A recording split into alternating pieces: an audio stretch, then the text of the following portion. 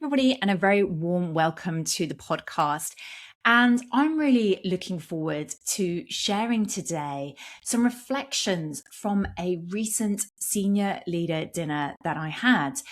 And why I want to share this was to really talk about the conversations that leaders rarely have. What happens when we put job titles down and we have very open and honest conversations? This is the topic for today. And the reason this came up was that I was hosting my first senior leader dinner. This was a couple of weeks ago at the time of recording. And I designed this for women to come together, peers who are heads of departments, MDs, CEOs of their own businesses, to come together for a really strong conversation about what it means to be a senior leader today, to understand the human realities of being a leader and how to be able to be at our best. Now, this particular dinner was a very small, intimate dinner. I hosted it in a beautiful room with delicious food, and we spent, I think it was 2 or 3 hours together, just exploring some of these topics. The idea for it came from my recent leadership breakfast series, where I had already earlier this year hosted 4 of these breakfasts where people came together for conversations over breakfast. But this was much more short and sharp, an energizer to the day. And the breakfasts had quite a different mix and blend of different levels, from people who were mid-management all the way up to senior management as well. And what I noticed was that sometimes it just wasn't enough time. That hour together at the beginning of the day was a brilliant kickstart to the thinking, but actually there was a need, a desire to go deeper. And this is where the idea for the senior leader dinners came from. Creating that spaciousness, creating that room to have a different kind of conversation with people who had never met each other before, coming across industries for a confidential room to have these kinds of conversations. And one of the most important principles that I felt was an important parameter for this particular room was to be able to leave job titles and organizations at the door. So a very core part of this was not just introducing each other as, hello, I'm so-and-so, this job title from this organization, but actually bringing yourself, the people being able to come as they were in a relaxed environment. And that's what was created in this dinner. Now, as I mentioned, this was a confidential environment. So today in this podcast, I'm not going to share who said what or the specific scenarios or examples that they gave.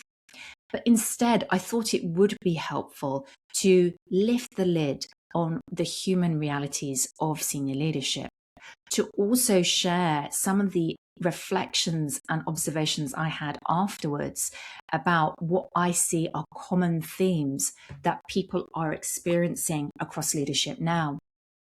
So whether you are a senior leader yourself, hopefully this connects to you so that you can feel, okay, this isn't just me, others are experiencing this as well.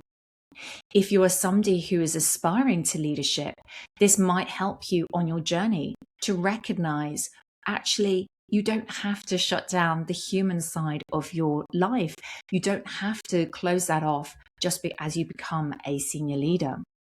And for those of you who are the support to senior leaders, whether in HR functions or L&D, I also want this to be very open, to recognize that, again, some of these themes that are coming up consistently and are quite important when it comes to signaling behaviors and language. Now, I mentioned we came together around a dinner, and that was quite important to me. I wanted food to be at the heart of this conversation, not just something on the side, but a long 3-course meal with drinks to really enjoy time together. Wherever you're listening around the world, I know food is critical to good conversation. It sits at the heart of almost every culture, and it is that food that isn't just the wrapper, but also opens up the topics, opens up how we think. That's why the dining room was important, the food, the experience was important, and that food and eating together creates a slower rhythm. It creates a moment. So all these people came together. They'd had very busy days, huge demands on their time, but they were able to leave that at the threshold and walk into a space that meant that they could enjoy the food and enjoy that conversation. So what were some of these insights and observations that I made? What were those top line themes that I noticed? I think there was a lot of conversation about the human realities of leadership and how leadership and life are not separate conversations, which I think is a very important insight. One person was particularly talking about the ideas sometimes of performative leadership, having to show that you're okay by painting a smile on your face. For others, they talked about actually sometimes it's about making visible what is usually invisible. So the real emotions, how you're really feeling. And one question that I used to help explore this was, what feels heavy to you right now? What are you carrying that others are not seeing? I think that brought some fascinating answers, which again, I'm not going to talk about here because those are private and confidential. But it led us to a conversation to really explore what is sustainable in leadership. How do you maintain yourself at your best? And I spoke about an example that I often use in my work with clients about, rather than thinking about work-life balance, instead to think about work-life blend. How do you blend and get the right mix in your life between all the elements of your personal and professional life? And there is no right answer to that. I know myself in my own leadership, there are times when I'm blending in more of, let's say, one color and I'm making it in one direction. And then I change the blend and bring in another color and take it in another direction. There is no Pantone book for this. Instead, this is a very personal decision. But the idea of blending has always been very helpful to me, particularly as I think about my personal and professional commitments. But I think it's also was very helpful to the women in that room that evening at the senior leader dinner.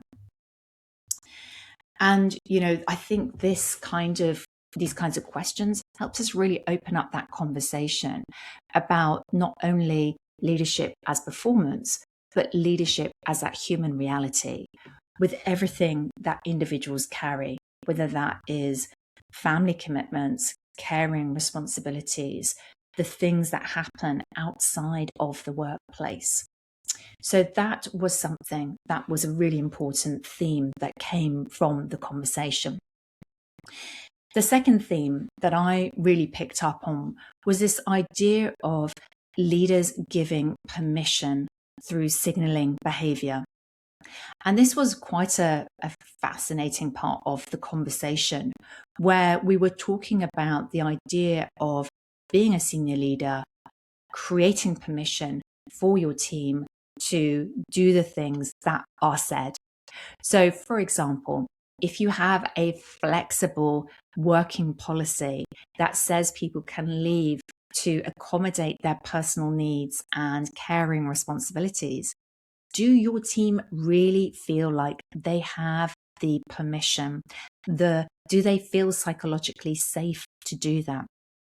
Sometimes, as the leader, you have to signal and show that it is okay by exhibiting the behavior yourself. And there was a brilliant phrase that one person used, which was leaving the office loudly, indicating that you're leaving on time or even early to go into your own commitments. showing that it is okay for others to do it as well. So this was a really interesting concept, and we explored this in many different ways, thinking about what does flexibility look for everyone? How do we create that sense of permission for others and also clarity? One idea we talked about was creating clarity on a regular basis for the team. And I shared one of the ideas that I often talk about in my work, which is Jeep bonnets, which is just a very simple stand up meeting for 5 minutes. Sometimes that's required daily or it can be weekly, just to keep everybody on track so that you are clear about the direction of travel and everybody's aligned and knows what they're doing towards that direction of travel. It's called a Jeep bonnet because the Jeep bonnet is the front of the car, and it comes from the army where small groups would gather around the Jeep bonnet to plan their next move before the next maneuver. So that is something I remember learning years ago in my marketing career, but I think is very powerful here as well. So that insight, leadership behavior as signaling to your team to create permission, was a very important insight. Another insight that came up was about this idea of mismatch between language and reality. Now, there was a lot here, and I will again share very top line a couple of things without creating any insight into confidentiality. But the first thing that people were talking about was sometimes the expectation on women and how the responsibility for change in behavior is created through language. One person sort of shared about this idea of being told to be more confident, but how interesting she was questioning whether a man would ever be told this. Another person talked about this idea of being too nice. Again, would that ever be said to a man? Language is so interesting, and it is something that I'm really interested in. I mean, clearly, as somebody who has the angle on leadership through strategic communication and culture, I absolutely believe in the power of the language. And I think this is one that doesn't need a lot of unpacking, but is very interesting one. If you are somebody within an organization in a leadership position, how is your vocabulary and language indicating what is really happening? Is that language and vocabulary helping other people, or is it being too dismissive? Is it not creating a consistency and an open path to help the people it is intended to help? I think that was the insight I took from this part of the conversation. The next insight, which I found absolutely fascinating, was that AI was not the core of the conversation. Amazing. I know, right? But honestly, there was so much time in this evening. We had 3 hours together, and yet AI came right at the end, almost as an afterthought, when somebody said, actually, we haven't spoken about AI as yet. What is interesting to me is what happened in the conversation before that. We were talking about other important themes, some of which I've shared here already, such as behaviors and language. But we also talked about questions like, what are you reading at the moment? How do you learn and grow? Do you feel successful at the moment? And even something which I found really interesting, which was something somebody mentioned in their industry, for a certain part of the workforce, they have a warm up to work. And the idea of warming up to be at your best in the workplace, I took that idea and thought, gosh, what would that look like in practices?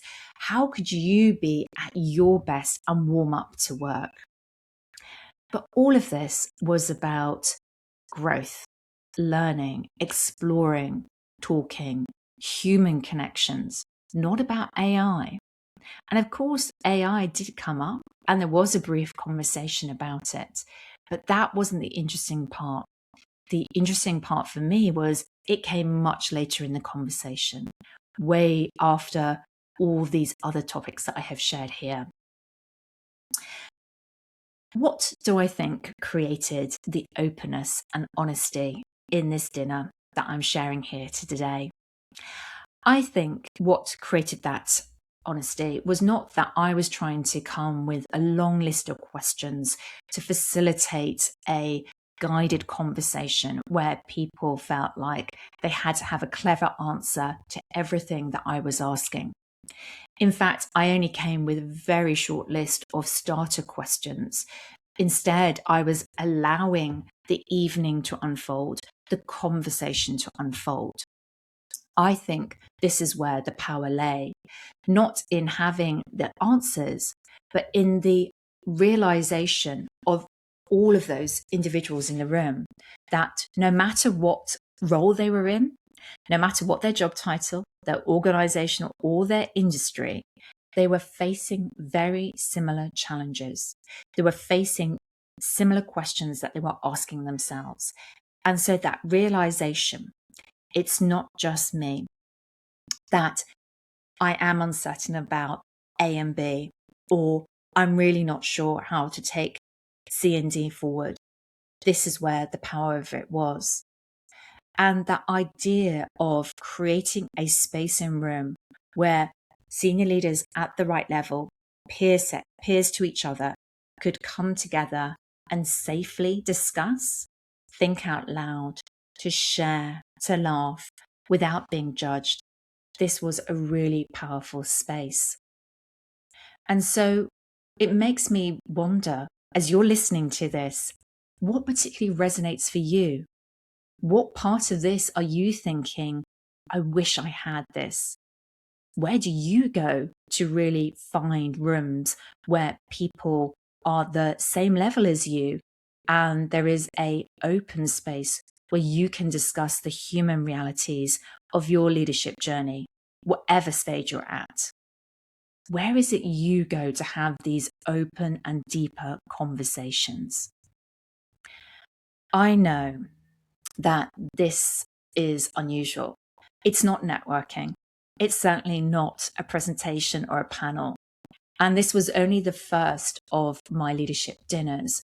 But what I do know is, having done this first one, creating 3 hours together for a space where people could speak if they wanted to, listen if they wanted to share and to talk about the personal and the professional, I know that these spaces are deeply needed.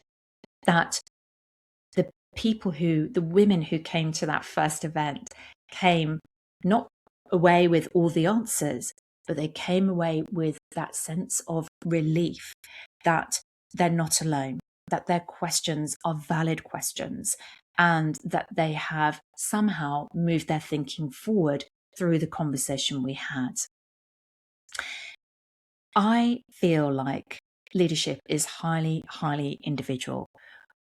You will equally have your own challenges and questions on your mind.